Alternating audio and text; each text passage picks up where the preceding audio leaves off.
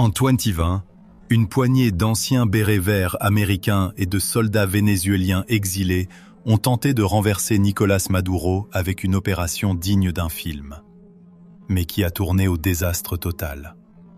Comment une mission secrète censée capturer un président s'est-elle transformée en l'une des opérations les plus humiliantes de l'histoire récente? Dans la touffeur électrique des tropiques, un pays suffoque. C'est le Venezuela, terre de pétrole et de tempêtes, où les foules, jadis enivrées par les promesses bolivariennes, se pressent désormais devant des échoppes vides. Le temps n'avance plus, il grince. Et pourtant, dans ce grincement, quelque chose se prépare. Nous sommes après la chute d'un homme devenu mythe. Hugo Chavez, le commandant-président, meurt le 5 mars 2013. Son visage, peint sur les murs, flotte au-dessus de Caracas comme un saint guerrier. À peine son cercueil refermé, une autre bataille commence, plus sourde, plus obscure. Le Conseil national électoral annonce la victoire de son héritier désigné, Nicolás Maduro, au présidentiel de 2013. Une voix grave, dans les haut-parleurs officiels, proclame les résultats. Mais de l'autre côté, le rival, Enrique Capriles, refuse de plier. Dans les rues, les partisans se font face. L'un brandit les portraits de Chavez et de Bolivar, l'autre agite des drapeaux aux couleurs vives de l'opposition. Les chiffres sont serrés. Les accusations de fraude volent comme des pierres. Déjà, le doute s'incruste dans les institutions comme une fissure dans un barrage. Ce barrage, ce n'est pas seulement celui de la confiance. C'est celui d'une économie bâtie sur l'or noir. Quand le prix du pétrole s'effondre, à partir de 2014, la fissure se transforme en avalanche. Le pays qui se voyait riche à jamais découvre la faim, la panne, l'angoisse. Dans les hôpitaux, des médecins comptent les flacons de médicaments comme des bijoux. Sur les étagères des supermarchés, les aliments disparaissent, remplacés par des files d'attente qui serpentent dès l'aube. L'hyperinflation, monstrueuse, avale les salaires du jour à la nuit. Des chiffres hallucinés, consignés par le FMI et par l'Assemblée nationale d'opposition, transforment la monnaie en poussière. La colère grandit. Elle cherche un débouché, une tribune, un lieu où se cristalliser. En décembre 2015, le peuple se tourne vers l'urne législative. La coalition d'opposition, la Mesa de la Unidad Democrática, la MUD, rafle la majorité à l'Assemblée nationale. Dans le grand bâtiment blanc au cœur de Caracas, les nouveaux députés dressent la tête. Ils se croient, peut-être, au seuil d'un basculement. Le chavisme a perdu un bastion. Une brèche s'ouvre dans le pouvoir. En 2017, le gouvernement convoque une Assemblée nationale constituante. On dit qu'elle réécrira la loi suprême. On dit qu'elle ramènera l'ordre. L'opposition hurle. Contournement, usurpation, trahison de la volonté exprimée en 2015. Dans les chancelleries de Washington, de Bruxelles, dans les capitales du groupe de Lima, on refuse de reconnaître cette nouvelle assemblée. Deux légitimités s'affrontent. Deux parlements se toisent. Deux récits se disputent le pays. La fracture se creuse encore en 2018. Le 20 mai, un nouveau scrutin présidentiel a lieu. Une partie de l'opposition appelle au boycott. Le gouvernement avance, imperturbable. Les urnes se remplissent, mais la confiance, elle, reste vide. Nicolás Maduro est proclamé réélu. Plusieurs gouvernements, en Amérique et en Europe, dénoncent un vote non libre, non équitable. Le Venezuela s'enfonce dans un monde à part, encerclé de sanctions, de déclarations, de regards suspicieux. Jeune député de Voluntad Popular, issu de cette Assemblée nationale victorieuse en 2015, il est porté à sa présidence le 5 janvier 2019. On le voit, costume sombre, geste assuré, prêter serment devant les caméras. Le 23 janvier, sur une place de Caracas, devant une foule compacte, il lève la main, invoque des articles de la Constitution et se proclame président par intérim du Venezuela. le mot tombe comme un tonnerre dans un ciel saturé. Intérim président. En quelques heures, les États-Unis le reconnaissent. D'autres pays d'Amérique latine suivent. Des capitales européennes s'alignent. Les diplomates ajustent leurs formules.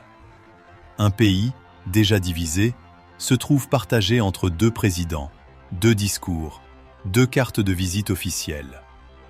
À Washington, l'administration Trump serre l'étau. Donald Trump, Mike Pompeo, John Bolton, Elliott Abrams, 4 noms, 4 visages, 4 voix qui promettent de faire payer le régime Maduro.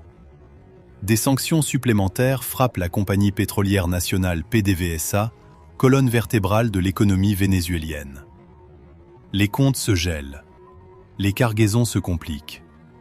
Sur les tribunes, les responsables américains affichent un soutien politique appuyé à Guaidó. À Caracas, le gouvernement dénonce une agression impériale.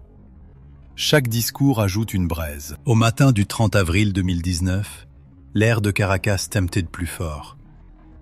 À proximité de la base aérienne de la Carlota, des coups de feu éclatent. Des images circulent sur les réseaux.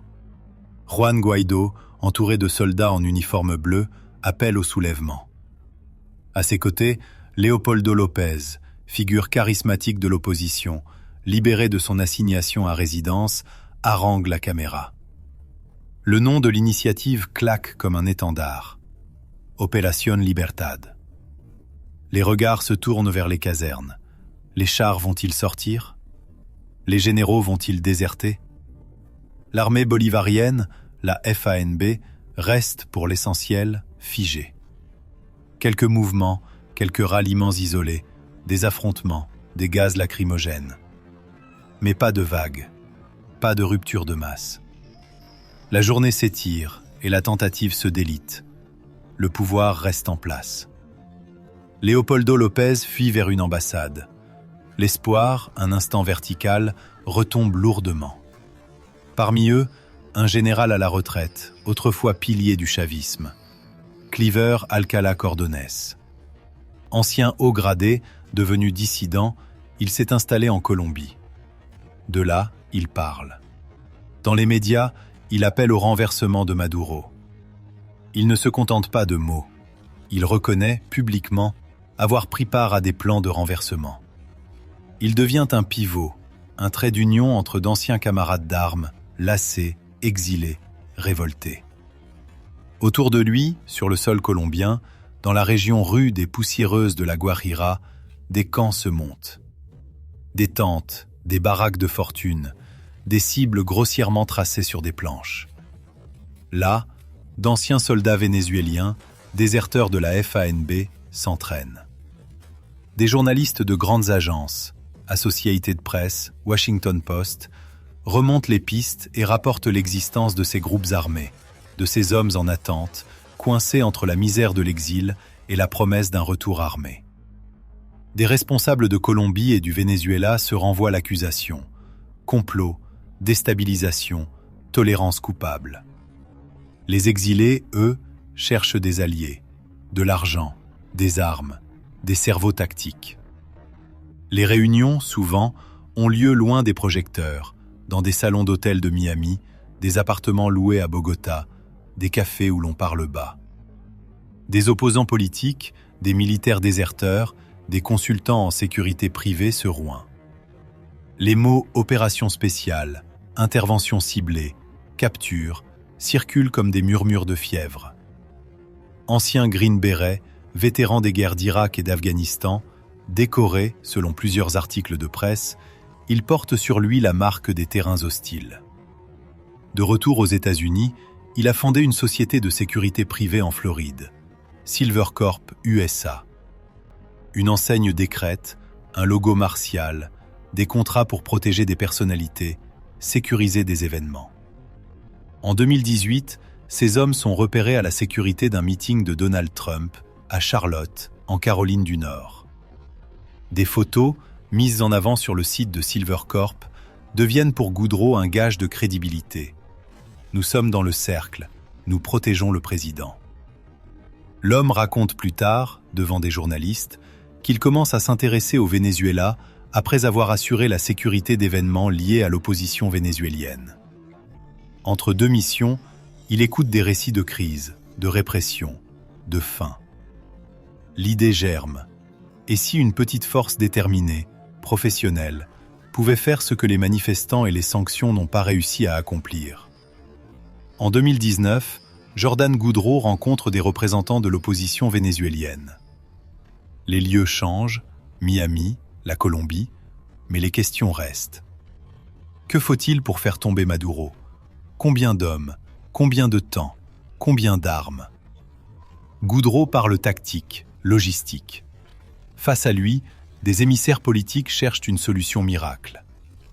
Les enquêtes du Wall Street Journal, d'Associated Press, retraceront plus tard ses entrevues, ses dîners, ses promesses.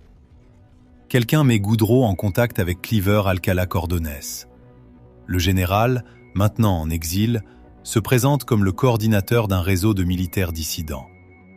Il assure pouvoir aligner des centaines d'hommes prêts à marcher sur Caracas depuis la Colombie. Il dit avoir des armes, déjà stockées, prêtes à être distribuées. À l'écoute, Goudreau voit se dessiner l'ossature d'une opération commando. Une tête étrangère, un corps vénézuélien et un ennemi clairement désigné. Les discussions gagnent en précision. Il ne s'agit plus seulement de renverser un régime, concept vague, mais de lancer une incursion armée, d'entrer au Venezuela, de capturer ou d'évincer Nicolás Maduro.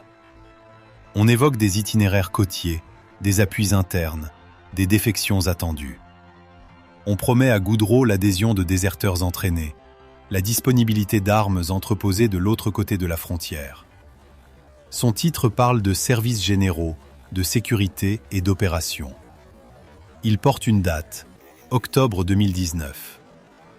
À côté du nom de Silvercorp USA, apparaissent ceux de Juan Guaidó, ou du moins une signature présentée comme la sienne, et de deux proches, Sergio Vergara, Juan José Rendón. Le montant, lui, est colossal.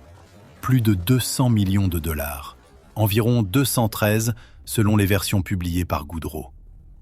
Pour ce prix, la promesse est immense. Une opération qui stabilise le Venezuela, renverse l'ordre actuel, réinstalle une autre autorité. Quand l'orage éclate, plus tard, Juan José Rendón reconnaît, devant des caméras de CNN, avoir signé un accord exploratoire. Une étude de faisabilité, dit-il. Une idée mise sur papier pour être examinée. Mais aucun feu vert, jure-t-il, pour une opération armée concrète. De son côté, Juan Guaidó nie toute implication dans ce qui deviendra Opération Gideon. Il affirme que tout accord avec Goudreau a été annulé, abandonné dans les tiroirs. Dans la mer des Caraïbes, au large des côtes vénézuéliennes, les forces américaines du Southcom croisent régulièrement. Des exercices, des patrouilles, des escales. À Caracas, le gouvernement de Maduro pointe ses navires, ses avions, comme autant de menaces voilées. Il parle d'invasion possible, d'encerclement. De l'autre côté de la frontière, en Colombie, le président Iván Duque entretient un bras de fer verbal avec Maduro. Bogota accuse Caracas d'abriter des guérillas de l'ELN, des dissidents des FARC. Caracas réplique en accusant la Colombie de tolérer sur son sol les complots armés qui prêtent serment contre le Venezuela. Les cartes de la région deviennent un échiquier. Sur cet échiquier, un coup lourd tombe le 26 mars 2020. Le département de la justice des États-Unis annonce des actes d'accusation pour narcoterrorisme contre Nicolás Maduro et plusieurs de ses proches. Une prime, jusqu'à 15 millions de dollars, est offerte pour toute information menant à son arrestation. Le message se répand dans les esprits de ceux qui rêvent de renversement. Capturer Maduro, ce n'est plus seulement abattre un ennemi politique, c'est livrer une proie recherchée et hautement valorisée. Cliver Alcala Cordonès ne se contente plus de promesses. Il s'investit dans l'acquisition d'armes. À la fin de mars 2020, il enregistre une vidéo. Dans ce message, il assume publiquement qu'un lot d'armes, saisi par la police colombienne, lui appartient. Fusils d'assaut, viseurs, équipements, tout était, dit-il, destiné à une opération contre Maduro. Des images montrent les armes interceptées sur l'autoroute entre Barranquilla et Santa Marta. La clandestinité vient de prendre corps. Métal, munitions, caisses numérotées. Dans ce puzzle, Jordan Goudreau est présent, à la fois en chair et en ombre. Il participe à la formation de petits groupes de combattants. Il promet un soutien logistique, des fonds, des relais. Il recrute même des volontaires étrangers, d'anciens soldats américains, pour donner à l'opération une colonne vertébrale professionnelle. Dans de petites sessions, il enseigne la discipline des Green Berets à ces hommes perdus entre deux patries. Les jours avancent, et les pièces semblent s'emboîter. Une opposition politique affaiblie mais toujours reconnue à l'étranger. Un général dissident avec des réseaux et des armes. Une société de sécurité privée en quête de missions historiques. Des déserteurs affamés de revanche. Un ennemi désigné par les plus puissants comme un criminel à capturer. La mer, les frontières poreuses, l'odeur de soufre et de dollars.